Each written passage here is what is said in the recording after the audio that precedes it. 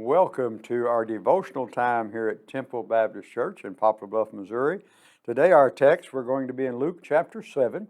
We're going to mainly use verse 21, but we want to read verses 18 through 23 and just to set the background for what verse 21 is talking about. Then the disciples of John reported to him concerning all these things. You got to go back and look at that. And John called two of his disciples to him, sent him to Jesus, saying, "Are you the coming one, or do we look for another?" Now here's John the Baptist that has baptized Jesus. He's seen all this. He's in prison, and he's just wondering, hey, are you the guy? Are you the man? When the men had come to him, they said, "John the Baptist has sent us to you, saying, Are you the coming one, or do we look for another?" And that very hour he cured many of the infirmities, afflictions, and evil spirits, and to many blind he gave sight. So there's, let's just think of what Jesus is doing here.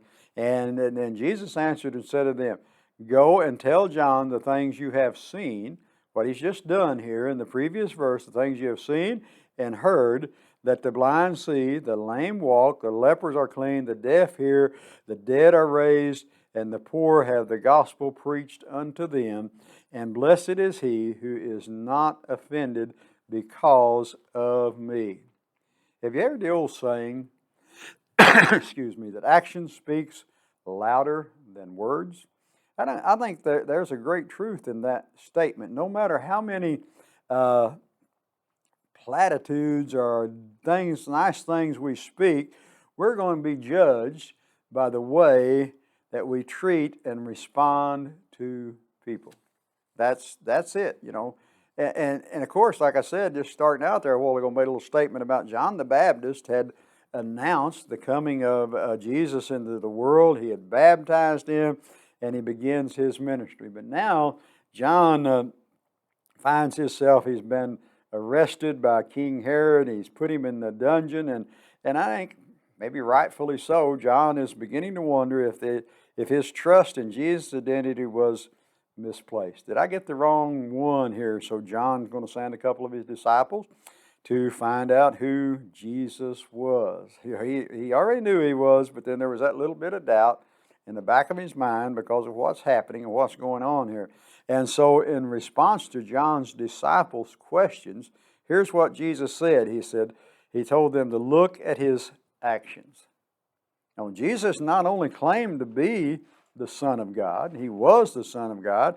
He acted in the power of the Son of God. He cured the sick.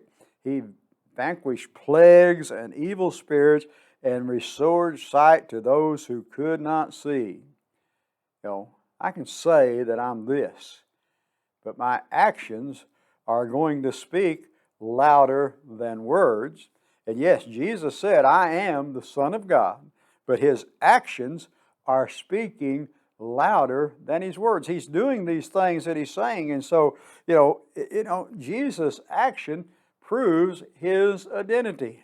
We can say all day that I'm a child of God and I believe Jesus Christ, I've accepted him as personal Savior, but what does our action show? What are we actually showing the world? That we are one of God's children. Action speaks louder than words. Words are good. Words of love are good. We've got to have those, but you can tell me you love me. That's like the old dog that laid around and his master would go by and kick him every chance he got, and he'd say, "I love you." Well, he didn't really love that dog, did he? You really love somebody, you show that. You show that by action, not just by words. Come and be a part of our services here at Temple. We meet on Sunday mornings at 8 o'clock. Then we have our Sunday school time at 9, second service at 10, and Sunday nights we meet at 6, Wednesday nights at 7. May God bless you is our prayer.